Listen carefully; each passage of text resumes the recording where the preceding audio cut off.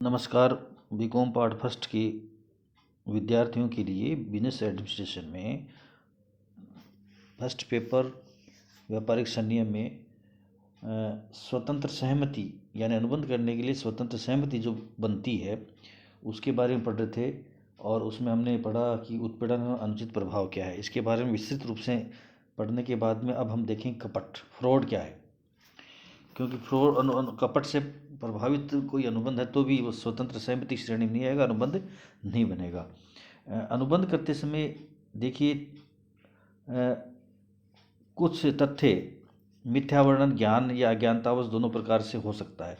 जब पक्षकार ज्ञानवश अर्थात जानबूझकर तथ्यों का मिथ्या वर्णन करता है तो उसे कपट कहते हैं, किंतु जब पक्षकारों के अज्ञानतावश कोई मिथ्या वर्णन हो जाता है तो उसे मिथ्या वर्णन की श्रेणी में शामिल करेंगे, यानी मिस रिप्रेजेंटेशन, जिसको हम आगे इसके बाद कपट के बाद पढ़ने वाले हैं।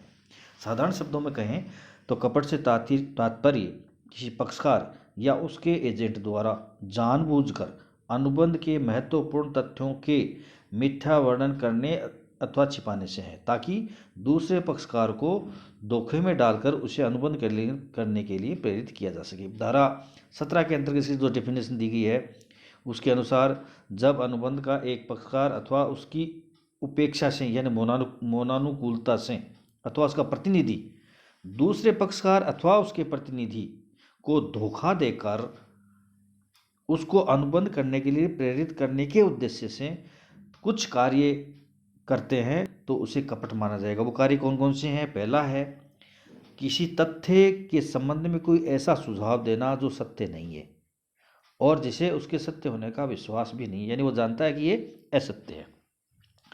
दूसरा है किसी तथ्य को जानबूझकर सक्रिय होकर छिपाना जिसका उसे वास्तविक ज्ञान अथवा विश्वास है, यानी वो सच्चाई जानता है लेकिन फिर भी उसको छुपाने का प्रयास कर रहा है। तीसरा है पूरा न करने के अभिप्राय से दिया गया कोई वचन, यानी जो वचन या स्वीकृति या प्रस्ताव दे रहा है वहाँ पर वो जानता है कि मुझे ये पूरा नहीं करना है फिर भी वो ऐसा कर रहा है, तो पूरा न करने के अभिप्राय से वचन देना। चौथा है कोई भी अन्य कार्य करना जिसका उद्देश्य दूसरे पक्षकार को धोखा देना है। और पांचवा है कोई भी ऐसा कार्य अथवा भूल जिसे राजनियम द्वारा विशेष रूप से कपट में घोषित किया गया है। ये 5 कार्य इस आपकी डेफिनेशन की के अंतर्गत लिखे हुए हैं, यानी ये इनमें से कोई भी कार्य यदि किया जाता है तो उसे कपट माना जाएगा। कपट के लक्षण या तथ्य के बारे में अगर हम देखें तो कुछ तत्व अब हमारे सामने प्रकट होते हैं। उसमें पहला है कपट किसी पक्षकार अथवा उसके एजेंट द्वारा किया जाना चाहिए। पहला तत्व क्या हो गया? जो भी कपट या जो मैंने ऊपर आप अभी बताई हैं 5 बातें, वो जो बातें कर रहा है वह अनुबंध का पक्षकार या उसका एजेंट होना चाहिए। इसका मतलब ये हुआ कि यदि किसी इनके अलावा कोई अन्य व्यक्ति कोई तथ्यात्मक विवरण छुपाता है तो वह यहाँ पर कपट की श्रेणी में नहीं आएगा। तो पहला हो गया कपट किसी अनुबंध के पक्षकार द्वारा भी हो सकता है या उसके एजेंट के द्वारा भी किया जा सकता है, वो भी कपट की श्रेणी में ही माना जाएगा। दूसरा आता है कार्य कपटपूर्ण हो। कपट तभी होता है जबकि अनुबंध का कोई पक्षकार या उसका एजेंट कोई ऐसा कार्य करता है जिसे कपटपूर्ण माना जाता है। सामान्यतः अभी मैंने आपको 5 बातें बताई हैं जिनको विशेष रूप से कपट के कार्यों में शामिल किए थे। जैसे सेक्शन 17 में 1 से 5 तक की जो बातें हैं, धारा 17 में परिभाषा है और धारा 17 में लिखा है कि धारा 1 से सेक्शन 17(1) से 17(5) तक वो 5 बातें लिखी हुई हैं जो बातें कपटपूर्ण मानी जाएंगी। इनको अगर और आगे अगर उन्हीं बातों को स्पष्ट करें तो अनुबंध का कोई पक्षकार दूसरे पक्षकार को धोखा देने के उद्देश्य से किसी अनुबंध के किसी महत्वपूर्ण तथ्य के संबंध में कोई ऐसा कथन कहता है या सुझाव देता है जो सत्य नहीं है और वह उसे सत्यता पर विश्वास भी नहीं करता तो उसे कपटपूर्ण कार्य माना जाएगा। सेक्शन 70 सबसेक्शन 1 में ये आपके कुछ पुस्तकों में उदाहरण मिल जाएंगे जो आपको इससे आपको ज़्यादा स्पष्ट रूप से क्लियर हो जाएगा कि सत्य कथन और सुझाव का क्या अभिप्राय। काफ़ी उदाहरण आपकी पुस्तक में मिलते हैं, वो मिल जाएंगे। कभी कभी क्या होता है कोई कथन या सुझाव अनुबंध के संबंध में बातचीत के दौरान दिया जाता है तब बिल्कुल सही होता है। यानी जब वो अनुबंध कर रहे हैं या बातचीत कर रहे हैं या चर्चा कर रहे हैं, उस वक्त कोई व्यक्ति कोई विवरण देता है किसी के संबंध में, और तब तो वह बिल्कुल सत्य बोल रहा है क्योंकि जो विवरण दे रहा है वो सही है। लेकिन बाद में कुछ परिस्थितियाँ बदलने के बाद वो कथन गलत हो जाता है, चेंज हो जाता है, और उस चेंज को या गलत कथन को या उस विवरण को उसे अनुबंध के पक्षकार को अनुबंध करने से पूर्व बता देना चाहिए, जो कि वह नहीं बताता है, जबकि उसको मालूम है कि तथ्य चेंज हो गए हैं। तो यहाँ पर कपट की श्रेणी में आएगा। जैसे कोई व्यक्ति अपना व्यवसाय बेचता है और वो कहता है कि सालाना 2 करोड़ टर्नओवर है, और जिस वक्त अनुबंध किया गया उस जब बातचीत कर रहा था उस टाइम टर्नओवर 2 करोड़ ही था, लेकिन बाद में किसी कारणवश परिस्थितियाँ बदली, जब अनुबंध की का समय आया तब तक उसका टर्नओवर 1.5 करोड़ रह गया। अब यहाँ पर उसको पक्षकार को बताना जरूरी है कि अब टर्नओवर जो है उतना नहीं रहा है। यहाँ पर यदि वो छुपाता है तो ये कपट की श्रेणी में माना जाएगा। तथ्यों को फिर आता है तथ्यों को सक्रिय रूप से छिपाना। यदि अनुबंध का पक्षकार अथवा उसका एजेंट अनुबंध के संबंध में किसी ऐसे महत्वपूर्ण तथ्य को जो उसकी जानकारी में है और उस पर उसको विश्वास है को दूसरे पक्षकार को धोखा देने के उद्देश्य से सक्रिय रूप से जानबूझकर उसको छुपाता है तो कपट की श्रेणी में आएगा। कभी कभी क्या होता है, परिस्थितियों में तथ्य को छुपाना कपट नहीं माना जाता है। उदाहरण के लिए अगर हम समझें तो वस्तु विक्रय अधिनियम में आपने पढ़ा होगा क्रेता सावधान रहो। अतः जहाँ क्रेता सावधान रहो का सिद्धांत लागू होता है वहाँ पर विक्रेता का बोलना कर्तव्य नहीं है, वहाँ पर वह कपट नहीं माना जाएगा। और जहाँ इस परम सत्य विश्वास के सिद्धांत का कोई अनुबंध है तो वहाँ पर कपट माना जाएगा।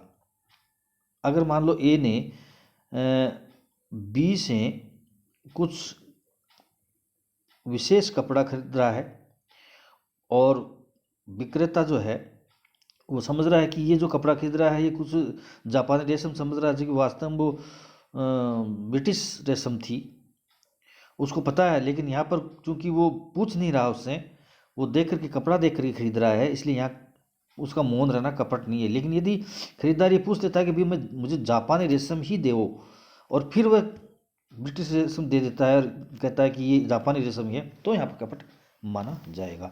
ठीक है, तो यहाँ पर सब परिस्थितियों में मौन रहना कपट नहीं है। कुछ करता था सावधानी का सिद्धांत लागू होता है और या कुछ जानबूझ के सक्रिय रूप से तथ्यों को छुपाया जाता है।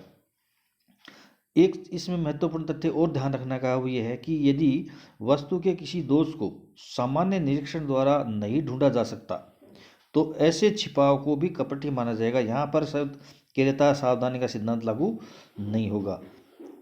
तो इसका मतलब ये हुआ कि यदि क्रेता या कोई पक्षकार किसी वस्तु के बारे में अपनी सामान्य जानकारी प्रयास से या देखने मात्र से ही पता लगा सकता है कि वस्तु में कोई कमी है या नहीं है, तो ऐसी स्थिति में भी कपट नहीं माना जाएगा, जो कि उसको जो सामान्य प्रयास से उसको देख लेना चाहिए। यदि पीड़ित पक्षकार के पास ऐसे साधन उपलब्ध हैं जिससे सामान्य प्रयास द्वारा ही छिपाए गए तथ्यों की सत्यता का पता लगा सकता है, तो ऐसा पीड़ित पक्षकार कपट के आधार पर अपने दायित्व से नहीं बच सकता। जैसे कोई घोड़ा खरीदता है और घोड़ा यदि लंगड़ा है और फिर वह कहता है कि ये घोड़ा लंगड़ा था, मेरे को क्यों बेचा गया, तो ये इस आधार पर वह है कपट के आधार पर जो अनुबंध को निरस्त नहीं करवा सकता। कारण क्योंकि घोड़ा कोई भी खरीदेगा तो उसको चला के जरूर देखा, जो ही 4 कदम चलेगा पता लग जाएगा कि घोड़ा लंगड़ा है, तो इसी आधार पर कपट नहीं माना जाएगा। इस तरह के बहुत सारे उदाहरण आपकी पुस्तकों में मिल जाएंगे। एक है पूरा न करने के उद्देश्य से कोई वचन देना। यदि कोई व्यक्ति ऐसा है जो जानता है कि मुझे ये वचन पूरा करना है नहीं, फिर वो प्रस्ताव या स्वीकृति दे रहा है, तो ये भी कपट की श्रेणी में ही आएगा।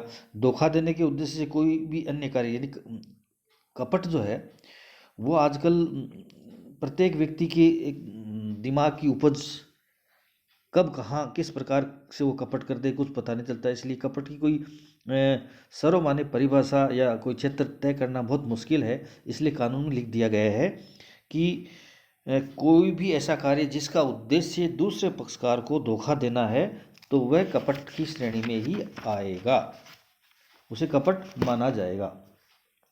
कुछ कार्य ऐसे हैं जो राजनियम द्वारा विशेष रूप से कपट में घोषित किए गए हैं, तो वो भी कपट की श्रेणी में आएगा। सेक्शन 17 सबसेक्शन 5 में दिया गया है। जैसे दिवालिया अधिनियम के अंतर्गत ये लिखा गया है कि दिवालिया घोषित होने से कुछ जस्ट पूर्व यदि कोई व्यक्ति अपनी संपत्ति को अवैधानिक रूप से किसी तीसरे पक्षकार को या अपने रिश्तेदार को स्थानांतरित कर देता है, तो वह कपट माना जाएगा, वो गलत है, इसलिए वो कपट की श्रेणी में आएगा। यानी राजनियम द्वारा कुछ कार्य ऐसे हैं जो विशेष रूप से कपट की श्रेणी में डाल दिए गए हैं, तो वो कार्य भी कपट ही माने जाएंगे।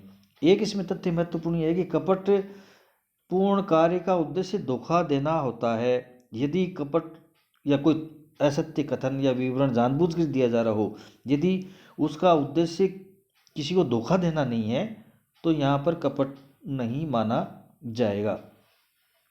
यदि कोई व्यक्ति ईमानदारी से अपनी राय व्यक्त कर सकता, हो सकता है वो गलत हो, तो अगर उसका उद्देश्य किसी को धोखा देना नहीं है, तो वह कपट की श्रेणी में नहीं माना जाएगा। इसी प्रकार से कपट पूर्ण कार्य से दूसरे पक्षकार को धोखा अवश्य होना चाहिए। यदि किसी ने कपटपूर्ण कार्य किया है और उससे दूसरे पक्षकार को कोई धोखा नहीं हुआ है, तो भी वह कपट नहीं माना जाएगा।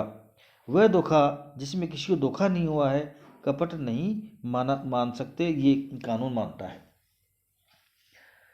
इसी प्रकार से पक्षकार को क्षति हुई हो, यदि किसी को कपट के द्वारा धोखा हो गया और धोखा होने के बाद में की वजह से उसे कोई नुकसान हो जाता है, कोई क्षति हो जाती है, और ऐसी क्षति जिसका अंकन मुद्रा में किया जा सकता हो, तो ही इस कपट की श्रेणी में आएगा।